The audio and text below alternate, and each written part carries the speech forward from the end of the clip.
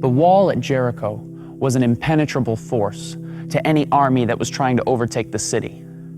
Before even dealing with the wall, the attacking troops would have to navigate their way across a 27-foot wide, 9-foot deep pit that lined the outer edges of the city. Then there was the wall itself, a 17-foot high, 5-foot thick, pure mass of solid stone. If the attacking army managed to get this far without being shot down by archers, all that was left was to defeat the well-trained Canaanite army that was waiting within. This was the reality for a young leader named Joshua and his ragtag Israelite army. These Israelites, who had seen an entire generation live and die while wandering through the desert, were tired, hungry, and facing what seemed like an impossible task, a hopeless situation. Now, I haven't lived very long, but I've lived long enough to know this, that running into walls is a part of life. And the bigger the wall, the more hopeless the situation can seem. The large walls of sickness, loss, divorce, addiction, they pop up all around us and they seem impenetrable. And just like the wall at Jericho, these walls rarely stand alone. The walls of our lives are often accompanied by a deep pit of pain, suffering, and despair, and all the while an army of hopelessness attacks us on every side. The question is asked all the time, if God loves us so much and is so powerful, then how could He allow these walls to pop up around me? Now, I don't pretend to have the answer to any of those questions, nor do I pretend to understand just how deep or dark your suffering has been. I simply want to suggest that maybe God does His best work from seemingly hopeless situations.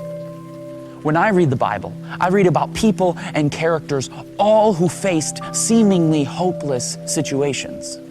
In fact, I cannot find a single person who walked faithfully with God without first facing a hopeless situation. Adam and Eve ruined paradise by inviting sin and death into a perfect world.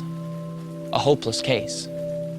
Joseph was betrayed by his brothers for his pride and put in prison. A hopeless case. Moses was cornered on the banks of the Red Sea with the most powerful army in the world breathing down his neck. A hopeless case. Gideon was 300 against 300,000. Esther was a woman trying to gain a word with a prideful king. Daniel's roommate was a lion. His friends were thrown in an oven. Jonah sucked at his job and got stuck in a whale. Peter was a coward. Paul was imprisoned. The 5,000 had no food. Lazarus was dead. Timothy was too young. Abraham was too old. The youngest son was too stupid. The walls of Jericho were too strong. And Jesus was humiliated, hung on a cross, and buried in a tomb, burying all hopes of the revolution that was hoped for thousands of years. Now, everybody was ready to close the book on these stories. The end, game over. But if there's one thing we learn from the scriptures, it's that we can never place a period where God has placed a comma. Because when all other options have been worn out, when circumstances couldn't get worse, when everything else has failed, get ready, because that is exactly where God shows up. Because Joseph became second in command. The Red Sea parted. Gideon won without lifting a weapon. Goliath's head was on a plate. Esther spoke and the king listened. Daniel tamed the lion. The oven felt like room temperature. Nineveh repented. Peter became the rock.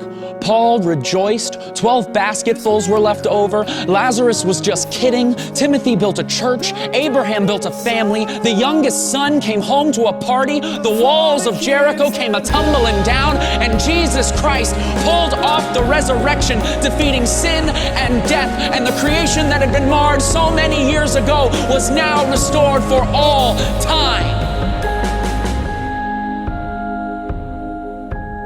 With God, what seems like a hopeless situation is not only possible, it's favorable. Because only God can turn a mess into a message. Only God can turn a trial into a triumph, a test into a testimony, and a victim into a victory. His power is made perfect in weakness. So let us rejoice in our trials and hold unswervingly to the hope we profess, because he who promised is faithful, was faithful, and will always be faithful, no matter how hopeless the situation.